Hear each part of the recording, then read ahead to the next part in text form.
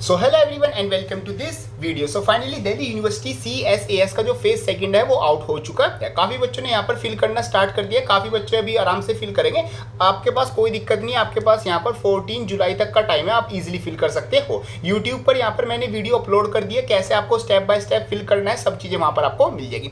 आज की वीडियो में हम बात करेंगे, यहाँ पर देखो आपके सामने एक चीज़ आ जाती है कि working knowledge requirement for the language discipline in BA programme. जो भी बच्चे यहाँ पर बेसिकली BA प्रोग्राम या फिर प्रोग्राम कोर्सेज को ऑप्ट करना चाहते हैं, उनसे ये क्वेश्चन पूछा जाएगा कि note BA programme combination where a language is being offered as one of the two disciplines, means two disciplines में से आपको मिलेगा the candidate must have been the working knowledge of that language, means आपके पास उसकी knowledge होनी चाहिए, वो भी working knowledge. Please select the application language from the option below, means यहाँ पर देखो आपके सामने हिंदी, इंग्लिश, पंजाबी, बंगाली, पर्शियन, सिंधी, मतलब बहुत सारी आपके सामने लैंग्वेजेस हैं।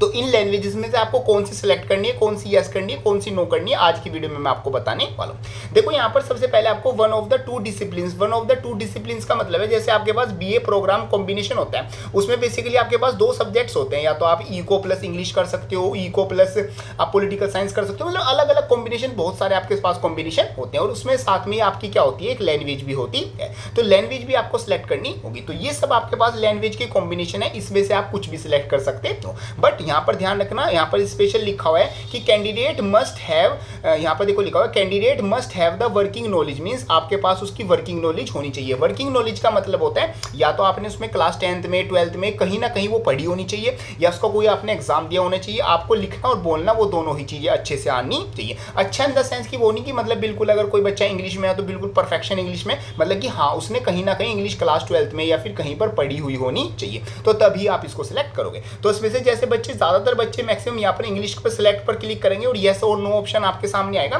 तो आप यहाँ पर यस पर क्लिक कर दोगे। अगर आपने इंग्लिश क्लास 12th में या कभी भी इंग्लिश पढ़ी है तो, या फिर आगे पढ़ना चाहते हैं, आप यहाँ पर हिंदी सिलेक्ट कर दोगे। अगर आपको हिंदी बोलनी पढ़नी आती है और आपने इसको वर्किंग नॉलेज है, मतलब आप इसको देख के पढ़ सकते हो, सीख सकते हो, तो आप यहाँ पर हिंदी सिलेक्ट कर दोगे। ऐसे आप पंजाबी को सिलेक्ट करोगे, अगर आपको ये आती है तभी आप यहाँ पर सिलेक्ट करोगे। आगे चल के आपको इस कोर्स में पंजाबी में कोई कोर्स करना है, वरना इस पर नो पर क्लिक कर दोगे। ऐसे आपके पास Bengali, Persian, French, Spanish, Italian, Telugu, Sindhi, Sanskrit, Tamil, Russian, German, Arabic और उर्दू आपके सामने, ये आपके पास 16 मतलब कि 16 हो गई ना, हाँ 16 आपके पास टोटल लैंग्वेजेस आ जाती है। और 16 लैंग्वेजेस में से आपको यहाँ पर सिलेक्ट करनी है कि आपको कौन सी चूज करनी है। तो सिंपल आपको ध्यान रखना है, आपको वो लैंग्वेजेस चूज करनी है जो कि आपको वर्किंग नॉलेज हो। वर्किंग नॉलेज का मतलब है कि आपने या तो स्कूल में पढ़ी हो या इसका में से कोई एग्जाम दिया हो, आपको पढ़ना बोलना और यहाँ पर उसको मतलब कि देखकर पता चल जाना चाहिए, तो आपको वो लैंग्वेज यहाँ पर सिलेक्ट करनी है। मैक्सिमम बच्चे इंग्लिश और हिंदी यहाँ पर 2 सिलेक्ट कर लेंगे तो काम चल जाएगा। आप मैक्सिमम यहाँ पर कितनी भी सिलेक्ट कर सकते हो, उसमें से आपकी चॉइस है। मिनिमम एक तो आपको यहाँ पर सिलेक्ट करके ही चलनी होगी। इंग्लिश कर दो, चाहे हिंदी कर दो, चाहे पंजाबी, जो भी आपको यहाँ पर अच्छी लगे, अच्छी इन द सेंस कि आपको आनी भी चाहिए।